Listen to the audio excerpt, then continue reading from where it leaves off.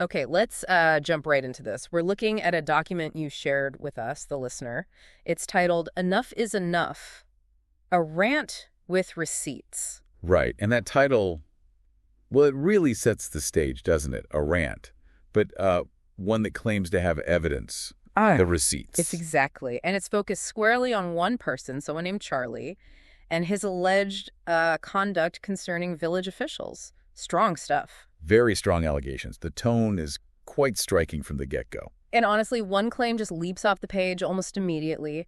This document is alleging that Charlie is actually demanding a bronze statue. A statue of himself, right, in the Yeah, park. of himself. According to the source, that's a key point they're making, framing it as totally outlandish, you know? Yeah, and the document seems to link that demand to how it sees his self-perception and using public meetings as like his personal soapboxes. Demanding your own statue. Wow. Okay, so our goal here, our mission for this deep dive, is to really unpack what this specific document is alleging. What are the main points here? Well, what's interesting is the sheer range of the claims. I mean, it goes from things like criticizing his decorum or lack thereof, referencing past roles, Right. but then it shifts pretty quickly into, well, much more serious territory. That's right. It claims instead of professional conduct, he's been like bullying people into submission. The language is very, very direct, very critical of his alleged methods. Yeah, it uses that phrase. Something about feeling tall when they're stomping on others really paints a picture. It does. And the document brings up a local award he apparently got this year, the Charlie McCluskey's Hornet Award. Ah, yes, the Hornet Award. And this source connects that award directly to being, and I'm quoting loosely here, like an author of satire and a real exaggerator and fabricator.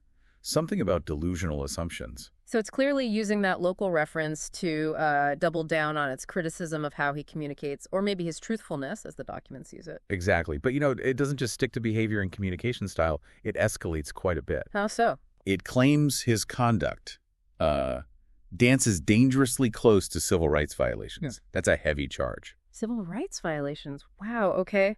Does it give specifics? It mentions things like alleged abuse of public resources, claiming false authority, and potentially misusing police intervention. Those are the examples given. And the implication there, I assume? Yeah, the document explicitly states that if these alleged actions aren't dealt with, it could expose the village to significant liability.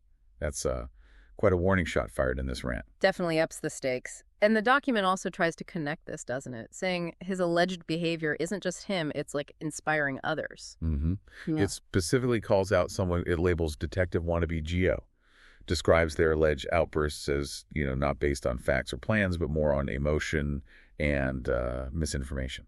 Right, so it's portraying a pattern. Like this kind of disruption is spreading maybe from disgruntled individuals. That seems to be the argument. And it even claims this whole dynamic, this magical display, as it calls it, actually influences some of the trustees. Really? Which ones? It names Trustee Jeff Smith specifically, suggesting that people like him might make decisions or agree to things based on, well, the document says vibe. Vibes, not research or policy. That's the claim. Yeah. Based on subjective feelings rather than, procedure or actual policy. Okay, so let's recap this document. Enough is enough, a rant with receipts. We've seen a whole spectrum of allegations presented within it. Absolutely.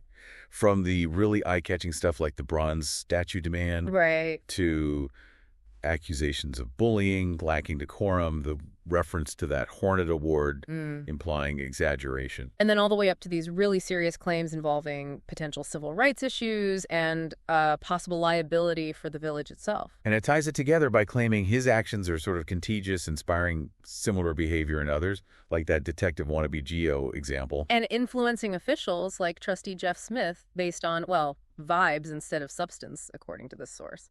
Yeah, it really highlights how important it is to, critically look at the information and the strong claims we come across, especially when trying to understand local conflicts. So here's something for you to think about as you navigate information like this about public figures, local issues, especially from, let's say, impassioned sources like a rant with receipts. How do you go about trying to verify really serious accusations? And how do you understand that complex mix of personal conduct, public service, and official rules and procedures?